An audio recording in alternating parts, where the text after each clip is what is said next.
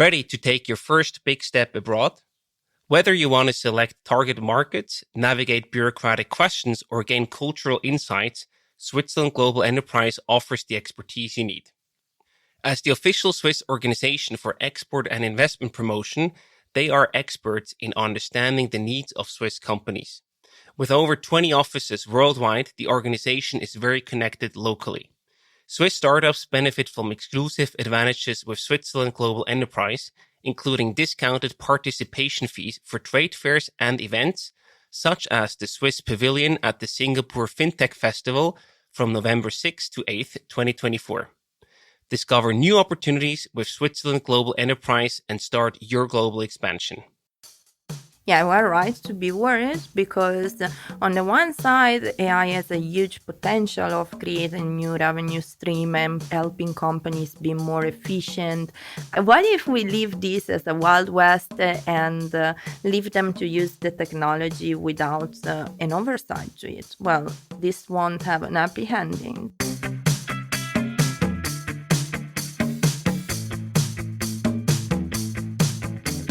Welcome to the Swisspreneur Show, a podcast about startup stories and learnings from experienced entrepreneurs. If you enjoy listening to our show, make sure to follow the podcast and leave a rating. And now, here's your host, Sylvan.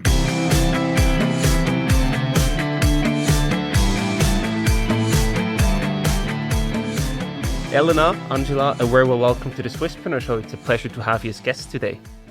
Thank you very much. It's a pleasure to be here and looking forward for a very insightful conversation. Thanks. Looking forward. Elena, you are the Global Head Financial Services at Modulos AG, an ETH spin-off, developing and operating AI products and services in a new regulated environment. A very current topic that we will talk about.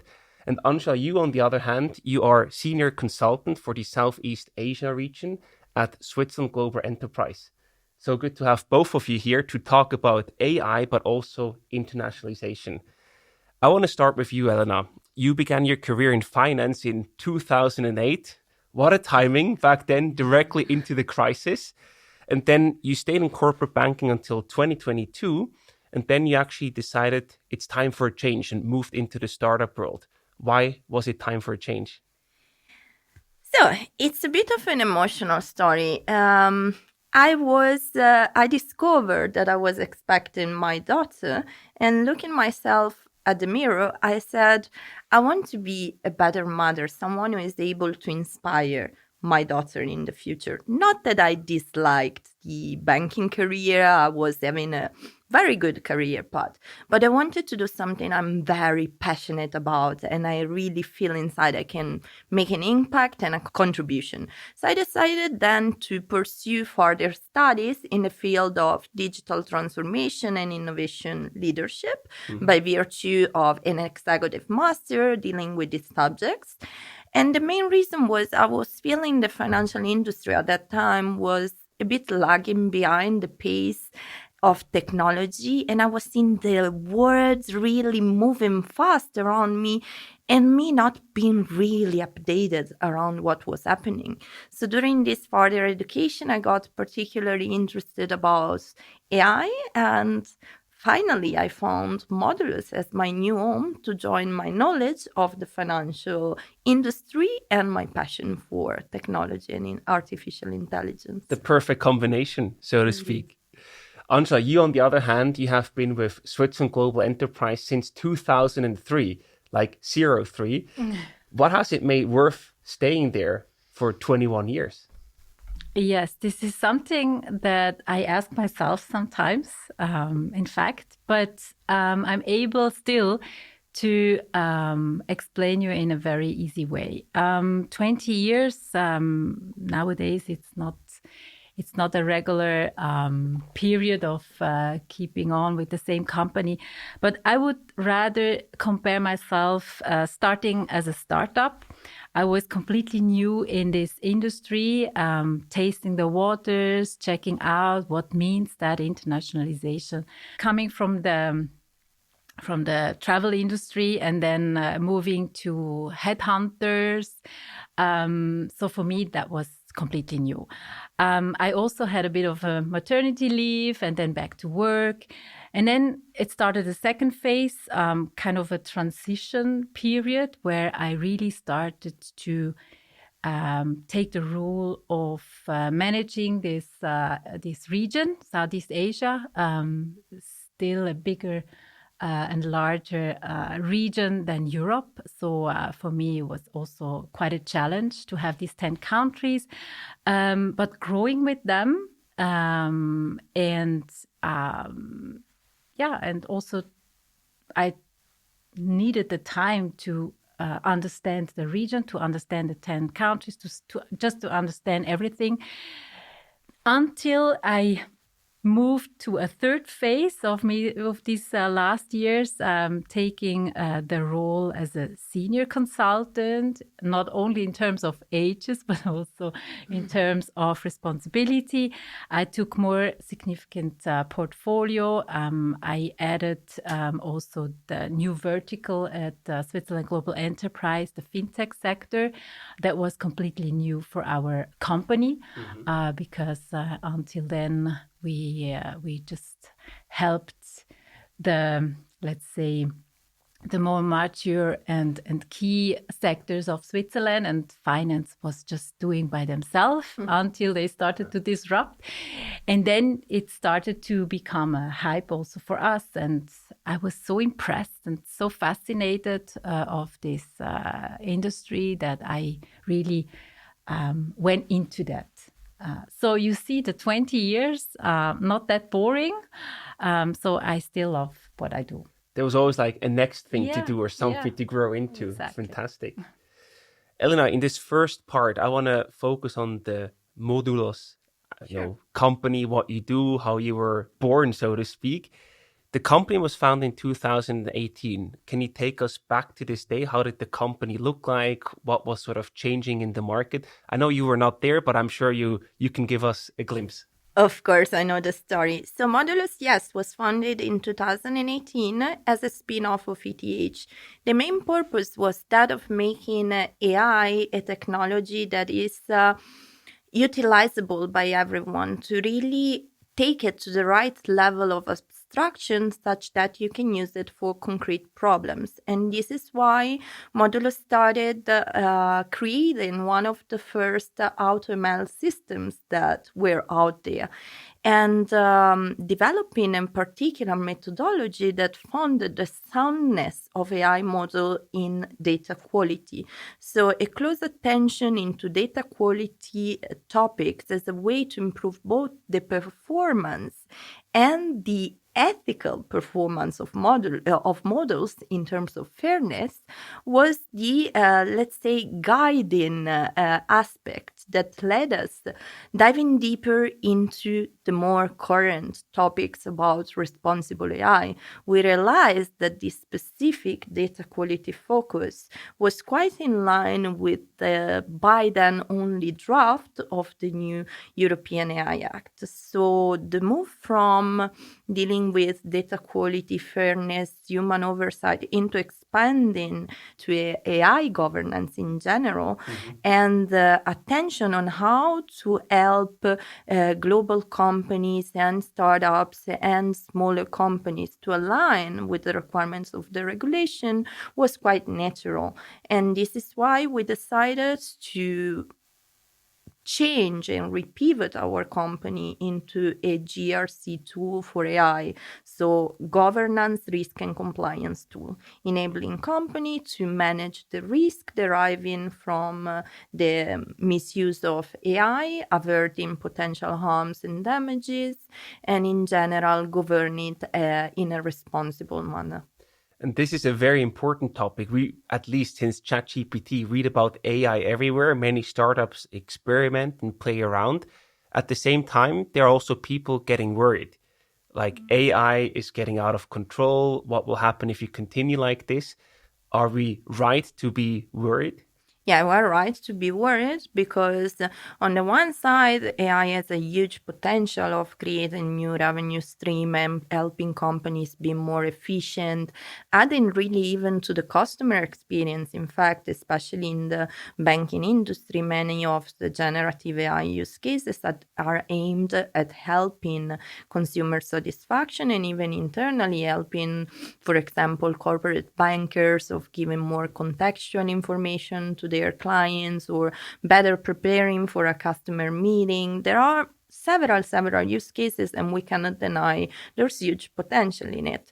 What if we leave this as a Wild West and leave them to use the technology without an oversight to it? Well, this won't have an happy ending. There are many risks attached to using AI without any oversight. First of all, risks connected to bias and fairness, risks connected to privacy that finally lead to reputational and economical damage for the companies that have used AI without these guardrails. So with the recent introduction of the AI Act that in a few weeks is going to become finally a law with the starting of the grace periods, companies cannot even disregard the legal risk and financial risk due to the important sanctions that a violation of the act itself can lead to. You mentioned the EU Act, and that's probably quite a good timing for your company to be active in. Often timing is one of the key success factors, and regulations can be one of the things that change and then force companies to adapt, change, and potentially work with your company. Please tell us a bit more. What is changing now in the EU with that new act that is coming and how companies are affected by it? Absolutely. So, as I said before the advent of ChatGPT, generative AI, and so on and so forth, well, AI was seen more as a discipline, as a technology boxed in data science team doing whatever they wanted with the algorithms, with the models, without really having to have someone supervising them or without even sharing some findings with other business functions in a company. But the raise and the more widespread utilization of the technology really push the attention into what are the risks if we let these models in production without mitigating the potential for harms that I mentioned before. And so regulators across the world raised their interest to the topic, mainly to safeguard the fundamental human rights and avoiding potential damage to individuals or to the society as a whole. The AI Act can be considered across the world as the most comprehensive effort to regulate this technology. And by taking a risk-based approach that really consider the risk level of different AI applications and their potential to harm the society, it's truly an effort to help the society averting these risks and these harms. So for company, what changes is that now it's not only a best practice to adopt responsible AI governance practices, but it's mandatory. And if you don't do so, you are exposed to very stringent fine up to 7% of your global turnover for those that are defined as the use cases that are not permitted, all the way to 3.5% for high-risk use cases, which is, especially for a small company, very, very important part of their annual turnover. It sounds a bit like the GDPR moment that we experienced for marketing sales now applied to the AI use case, right? That's a very good analogy indeed. And with the GDPR, we saw what we can define a run to the compliance. Yeah. So many companies didn't prepare properly for the moment where GDPR was being put in force. Mm-hmm. Of course, data privacy and all the topics dealt with by the GDPR are extremely important, but they are not connected to a complex technology as is AI. So the risk of doing the same with AI is much larger than compliance with GDPR. And the time that we have to adapt, the grace period of 2 years, is nothing compared to the amount of ungoverned AI applications that are out there. And now, how does Modulos help my company in Europe to be compliant with that new act? So Modulos offer a platform, a responsible AI platform that allows to really align to the requirements of the UI Act.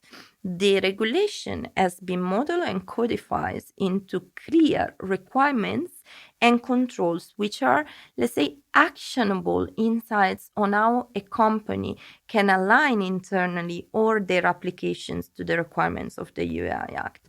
The most beautiful part is that our platform puts together under the same roof different department and stakeholder personas that are relevant to the AI life cycle, starting from data science to risk management to legal and compliance and to business, to make sure that AI applications are aligned both to the regulation and to the ethical and performance objectives of an organization. So only putting together all the perspective of these different stakeholders, you can really manage the risk arising from AI and making sure that AI is aligned to the general objectives of companies. A really holistic approach in that sense. And what is your business model? Do you sell a subscription to your platform, or how does it work? Yes, it is indeed a SaaS platform, and the commercial model scales with the number of AI applications that you operate with. So we have different packages allowing the company to operate different numbers of AI application. Of course, the more application you have in your company, and as a consequence, probably the bigger the size of your organization, the more important the subscription price, let's say. And who is your typical customer? Is it more SMEs or more enterprise/corporate focused, or both? I would say both, because an important piece of our philosophy is that governing AI is a general principle that should be applied by all, but also available to all. Yep. So our philosophy is to both have, let's say, models and packages that are suitable for starters, even startups with 1 or 2 AI applications, all the way to the big company. Naturally, the sectors who are most interested in are the ones that are most affected by the UI Act with the so-called high-risk AI applications, so namely finance, energy, and education, healthcare, training, healthcare, of course, all these sectors. Got it. And of course, now we better understand what you do with your company. And if you look at the potential in Switzerland, it is a pretty small market. It's also important to have your services available here, but probably pretty early on, you have to think about going international. What was your internationalization strategy? Did you say, hey, Europe first, because there's now a regulatory force to, help us gain market share? Or did you directly want to jump to Asia or the United States or something of that? What was your strategy to go international? So I would say Europe is for sure the most important market for us, given the real strong focus, regulatory focus around AI. But I would say we are born with a global interest. And that's the reason why we attended different internationalization camps and events, also abroad in Asia. One really important one was for us the Singapore FinTech Festival, where we had the possibility of interacting with Asian financial institution and the Monetary Authority of Singapore, which is very, very active with respect to responsible AI. They were amongst the first to release a principle-based framework around responsible AI called the FAIAT principle, which contains very specific guidelines for the financial sector to implement responsible AI governance. We also went to the United States, where there is a parallel move into regulating AI and making sure that the harms are averted. Probably it's just a matter of approach. In the US, it's a bit more focused about the enforcement by the different relevant authority of the rules about responsible AI. In Europe, we have a more, let's start from the regulatory framework and then figure out the enforcement. But the objective in both, let's say, environments is that of protecting citizens and the society from potential harms of the technology. Yeah. And that at the global scale, obviously, as you just described. Absolutely. And to get there, you also work with Switzerland Global Enterprise. Angela, you help Swiss companies going international. But now, as we heard in Modulos' case, they deal with AI legislation, which makes everything incredibly more complex, I assume. How were you able to help them? Well, first of all, I have to say that Modulos had a clear strategy, a clear view and vision of what they needed at that time. So they did their homework, and that helps. And this gives a clear guidance also to us, what they really need, to whom they should talk, in which level of counterparts we have to start with. And at that time, as I said, and as you hear, to be in the country, to create awareness, to start to talk with the key players and stakeholders in that country was key. And we offer one of our services is trade fairs. We offer the so-called Swiss national pavilions, where we really help the companies to be under that roof and to be part of Switzerland, just to create a bit more noise. With this, we are able to open certain doors, remembering that Modulos' first touch point was when I started with you. It was with Barcelona. You went to the Mobile World Congress, and talking with my counterparts, with my colleagues, they realized that there is another exhibition that is very important, a FinTech festival, the one that Elena just mentioned. And she came with a clear message: I want to meet this person. And it was not that easy because it's one of the persons to talk to. So it was also a challenge for us.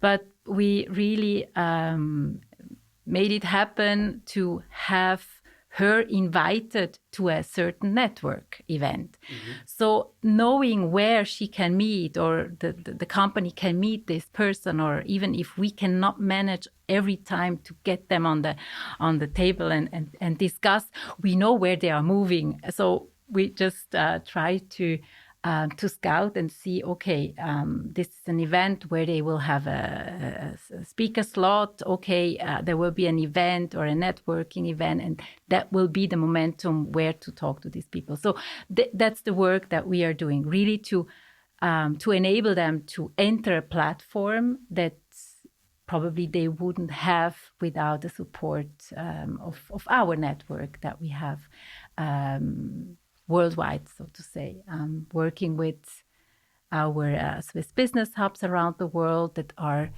mostly embedded in Swiss embassies or in consulates. So you have an officiality. Yeah. So I understand you help them to get the foot in the right door. You help them to get a sort of an official touch, to reach out to the right people. You mentioned the homework that is required. Mm-hmm. What is the homework that a company needs to have completed before you can actually really help them in a meaningful way? Mm-hmm. Well, different stages of company obviously have different homework. Let's say with startups, usually they have to have a bit of a ground in their own country, starting with some counterparts to be embedded, to be able to do that move. Going abroad, it's not just buying a ticket, you go to the next show and that's it. But you also have to ensure that you have resources at home. I mean, it's not only money wise, but it's also team. You need manpower. Let's say if you get an order and you're not able to produce, or if you get an inquiry that gives you a first task, a project, and you don't have the team behind ready, then a hot lead disappears. And this is more or less one of the first questions that we really ask the company. How where are you, how far are you really to get the readiness of the company, and if we see that they are more or less ready to move, then we support. If they are not ready just because they miss one or the other criteria, we definitely help them to connect them with experts, with supporters, with peers that can help and tell, hey, Elena, by the way, when I went out, think of this and that. Nice. And this is something they really appreciate. We do it with different ways of being in a network, being ready to help others. We have so many companies that are open to support each other, and that's a nice move. So if you are in a further stage of, you're an optimizer that says, okay, I want to enter this spot, and I have a lot of experience in another country, then it's okay. But just to give them a bit of a cultural hints of saying, okay, in the US you do it that way, and in Europe you do it that way. In Asia, probably you should be a bit more relaxed and flexible to adjust the cultural landscape or behavior or whatever it is. The criteria you mentioned, to really also be able to back it up when you then get leads and interest. Do you look for any certain amount of employees or revenue numbers, or how do you assess these criteria with the companies that you work with? Well, usually our task is really to understand how a company is established in terms of manpower, also in terms of financial backup, letting them know that entering a new market is also a bit something of, it's an investment. It's an investment. Yeah. It costs you a little bit something that you have to be aware. But that's something they really have to discuss internally. These are the questions that we put on, and we ask them to really think of. But it's not just a no-go if they tell us, oh, we are in the process.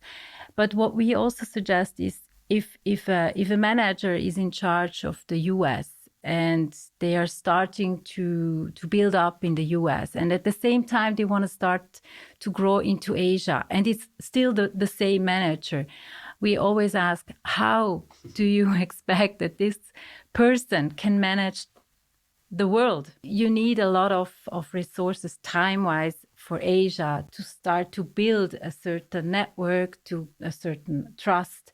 It's not just you come and you are welcome and then everything is done. Yeah. They see you once, they see you twice, and probably they will see you the third time, and then they start to do the deal.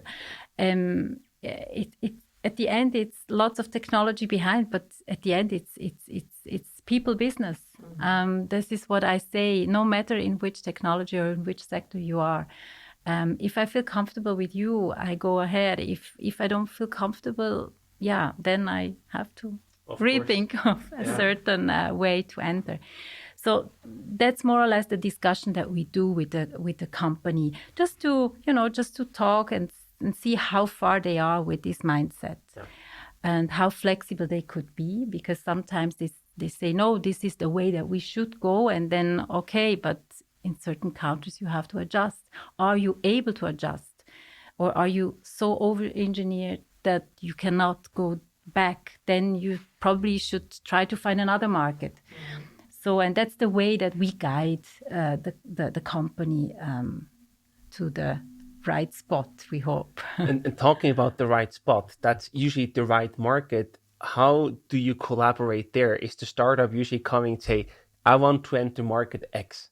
And then you say, great, we help you to get there. Or is it also a bit more of a sparring session where you say, well, this is a good market, but it's very difficult to enter. Have you thought about market B and C, for example? How does that work in terms of finding the right market to enter first? Because that's one of the most crucial decisions when going international. Definitely, definitely. Well, let's say we have different ways on how to guide the companies into this decision. We have workshops where we really work on that definition of a new market. What means that for the company? What is the right market? What are the work, the task, the to-dos that you have to prepare before entering?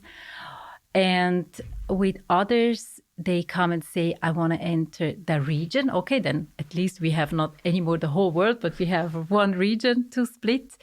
And there we try to find out, okay, is it customer driven? Is it supplier driven? Is it an opportunity that matches to a specific trend that is very much pushed into in a country? If you have this kind of criteria or matches, then you can start to think of these markets. Or then we have also customers, they have clear view, clear strategy to enter that market because of this, and that. My question is always, why do you want to enter this market? Because I really want to understand if they have done their homework. Again, Elena, right? Just to understand what was the decision. Was it just, sometimes it's just a feeling of, and then I say, okay, but can you tell me a bit more on that feeling? Yeah. And sometimes it's just a clear message that they say, well, one of our big supplier is there and we need to be closer, or we see a clear opportunity and we have to establish first to be part of this network and to even entering into a tender sometimes. So you have no chance sometimes to enter into such a project if you're not there. Of course. So these are the different ways. Got it. Thank you for sharing that. And Elena, now I wonder also after or while still working with SGE, what sort of the tasks and roles did he say, hey, we want to really take full responsibility for these? And what of the internationalization part or work did he say, hey, here we want to have the partner supporting us? It's a bit like, developing. What do you keep in-house? What do you give out of the house? How do you do that with the internationalization part? So we agree, and I perfectly share what Angela said, that to enter a market, you really need to understand the culture, you really need to understand their way to do business, and of course, all this part of researching who are the players, how you should deal with a particular player is something that was outside of our capability, also because of limited resources as a startup. So something that I really saw playing a big role on the SG side is really giving access to the network, educating us about the cultural aspects, which should consider where penetrating this particular network, and all of that is something that we wouldn't have been able probably to do by ourselves. Giving a concrete example, when we came to the SFF, the Singapore FinTech Festival, we really wanted to go there because there was a clear national strategy for financial institutions to approach responsible AI. And this was driven by the Monetary Authority of Singapore itself. So my ask to Angela and the team was, I want to meet the responsible of the Monetary Authority of Singapore for responsible AI governance. And they really did a great job to put me in the position of being at the right place at the right time to be able to speak with these people, which I definitely achieved. This is something that we need us to, let's say, give out and not keeping us, because without the support of SG, I would have never had the access to such network. Yeah. And that's a great example, because I feel you had to have everything in place, right? A working product, your sales pitch had to be ready. You exactly needed to know what to ask for in that moment. But SGE, you, Angela, and your team were basically then able to say, okay, we can help you speed things up to meet the right people faster and earlier, basically, to really get a foot in that market. Absolutely. Wonderful. And if I may add, Sure. the same was true for Spain. In Europe, Spain played a pivotal role in defining how concretely organizations should start thinking about compliance with the UI Act. And for this, Spain set up a sandbox. So SG also played a crucial role in connecting us with the right government officials that were dealing with the creation of the sandbox. And this was another opportunity we really could capitalize on. Wonderful. I love these examples, very specific and very helpful at the same time. Angela, what other startup clients do you work with, or have you worked with in the past?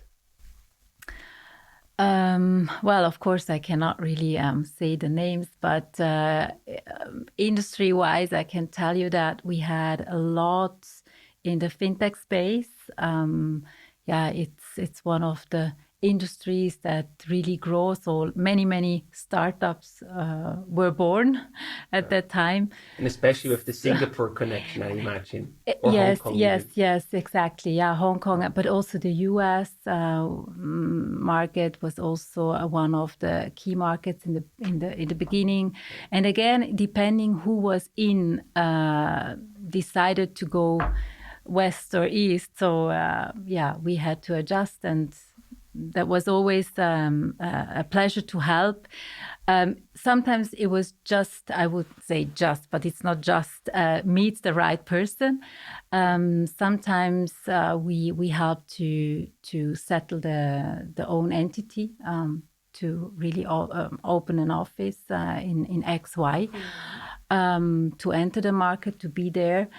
But not only fintech startups we helped, we have also companies in the medtech industry, is one of these growing markets, especially in combination with AI. There are new evolving technologies that are key and will be key in the future in different countries. And we have also foodies, food tech. It's also something very specific and interesting. They are also going international. So I would say the variety of sectors is here, depending a little bit on the hype and on the the different waves the moment. that come. Yes, exactly. So. Nice. And I also wonder, how does your business model work? I know that there is sort of the state of Switzerland behind SGE and involved in some ways. There's also a very attractive offering to startups, but I wonder, what does the service of helping my company going international with SGE, what does that cost me? Yeah, good question. So first of all, we are non-government, but we are supported by the government. That's correct. And our mission is to support Swiss and Liechtensteiner companies when going abroad. So that's one task. The export promotion is one task. The other topic that we cover is also bringing companies into Switzerland. So the investment promotion is also with us. Let's say whatever we can deliver or share with companies that is available, that we can find out and see through our network, is subsidized, is for free. Also initial consulting to help the company to understand a little bit how to move on, or what are the questions that they have to figure out and go back and work on. So that's supported. That's really something that we offer to everyone, to all the companies, no matter if it's a startup or if it's a multinational. It's just our service. Beside this, we have also so-called a cockpit. A global cockpit. That's a platform where you can really. It's a kiosk. You can just enter your wish and what you're looking for. There are lots of business opportunities that you can figure out, or you see lots of market reports. So really a variety of services that we can share, and we put that in our website, so that everyone can really take as much as possible to have a certain level of know-how or knowledge on that market or on that sector. And then going a little bit deeper, once they are ready and they say, okay, now we define that market, or we want to attend the exhibition XY, this is where you get a price tag. And because also the reason behind is also we work with a network. We work with industry experts. We work with Chamber of Commerce. We really take all the stakeholders on board to facilitate your internationalization. So for us, it's important to give you as much as possible. And yeah, if we have experts that really go into a market analysis, that goes into a certain topic or in a certain solution, they really have to do a bit of work, market analysis, comparison, competition analysis, all this kind of work. And that's where we have to engage an expert. Usually we have local experts depending on the industry. So that's so basically the more general approach, free information available, initial consultation for free. I wish I had used that years ago with my own startup, because we made a lot of mistakes going international by doing it ourselves. But then getting more specific and also more valuable, I imagine, from the very specific use case, by working on your case for that specific market, there you basically pay some costs that occur along the process. Yeah. So this is what we hear, and it's usually the feedback. It's kind of a fast track to be with SGE, because we can really give you the right contact. We connect you to the right dot, and it's a bit faster than doing it navigate yourself through the whole world. And where is my counterpart? Yeah, been there, done that. I now need to try the SGE route the next time. Yes, fantastic. Please. And to also wrap up things a bit and to summarize, Elena, you have now been in the startup world for a bit more than 2 years. Yes. What is your verdict so far? Amazing. I wouldn't go back to the corporate world for nothing. No, it's mostly the feeling of being part of something, right? In the big corporate world, you can grow your career, you can become very senior, but somehow, yes, you're part of a mission or related to a mission that you still see very far from you, right? No.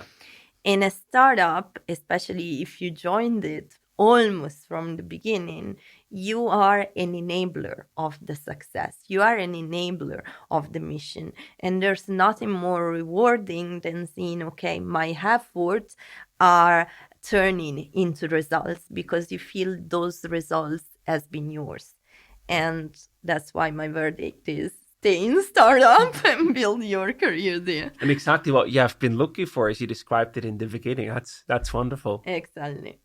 And Angela, you know the government space, the policy space, and I wonder if you could implement one policy to make Switzerland even more attractive.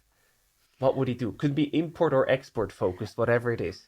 I don't have to think too far, because we talk about the EU AI Act. And I was asking myself from day one, what is Switzerland doing for that?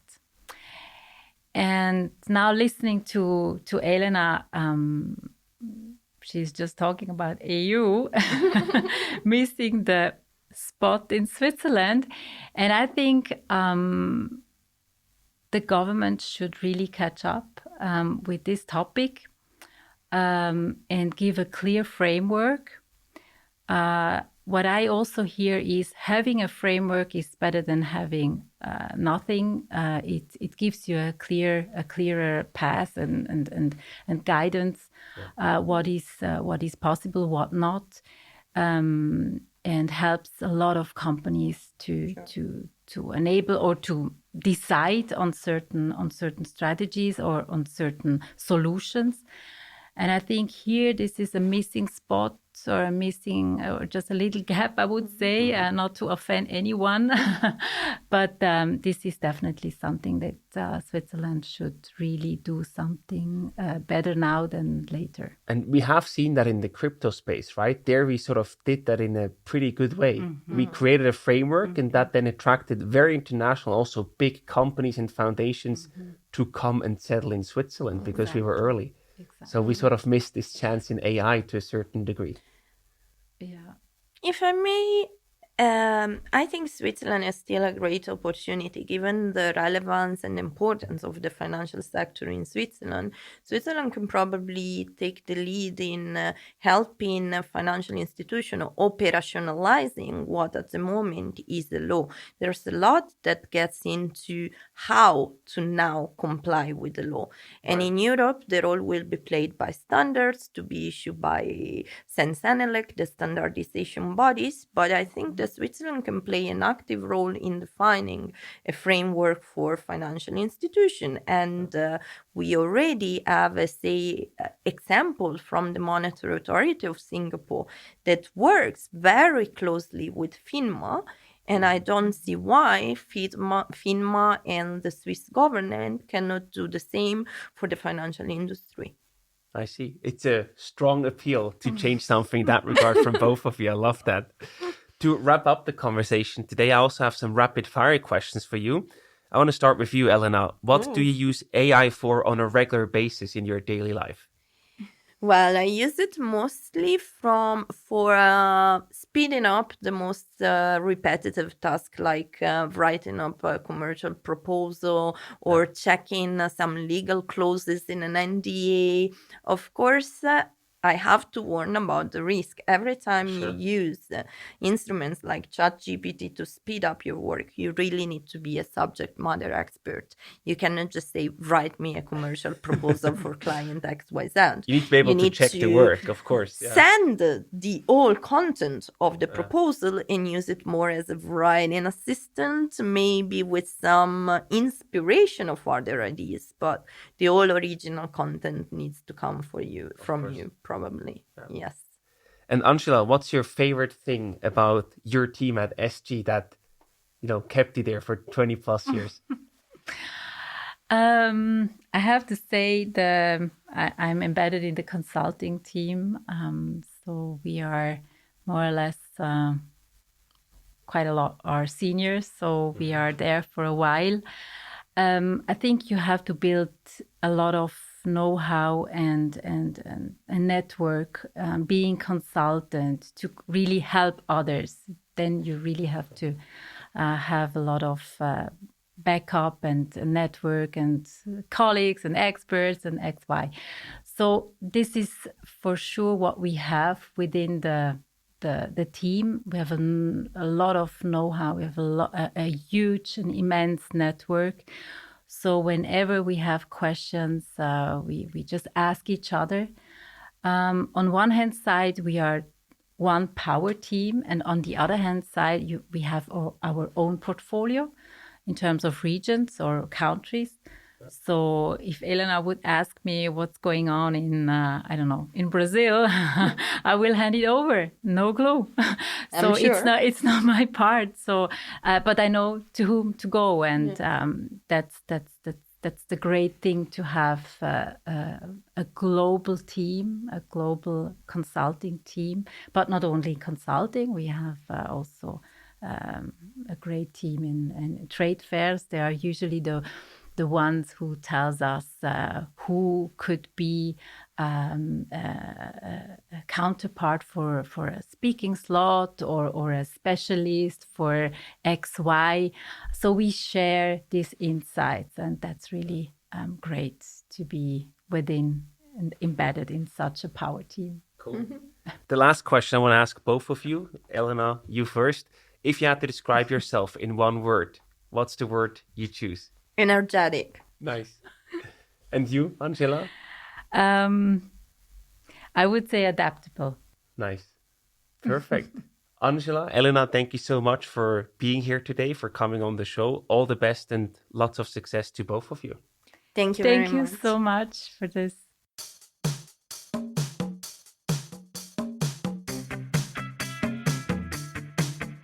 We hope you enjoyed today's episode. If you did, you can support us by rating our show on Apple Podcasts. This way, we can reach an ever-growing number of aspiring entrepreneurs.